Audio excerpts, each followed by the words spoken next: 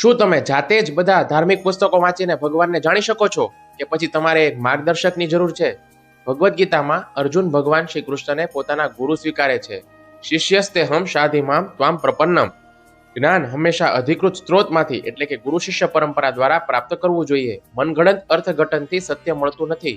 શીલ પ્રભુપાદ એવું શીખવે છે કે આધ્યાત્મિક જ્ઞાન પર્વત જેવું છે, તેના ઉપર જાતે ચડવું મુશ્કેલ છે.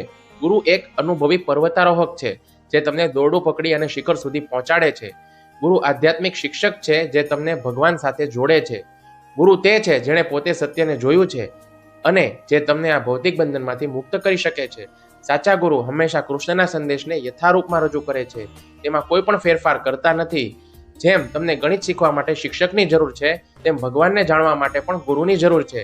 ગુરુની સેવા કરવી અને તેમના નિર્દેશોનું પાલન કરવું તે આધ્યાત્મિક પ્રગતિની ચાવી છે. અધિકૃત ગુરુ શિષ્ય પરંપરામાંથી આવતા શીલ પ્રભુપાદ દ્વારા પ્રસ્તુત શ્રીમદ ભગવદ્ ગીતાના જ્ઞાનનું દરરોજ શ્રવણ કરો અથવા તો તેનું વાંચન કરો. તમારા જીવનમાં એક એવા શિક્ષકને સ્વીકારો જે તમને ભક્તિના માર્ગ ઉપર માર્ગદર્શન આપી શકે.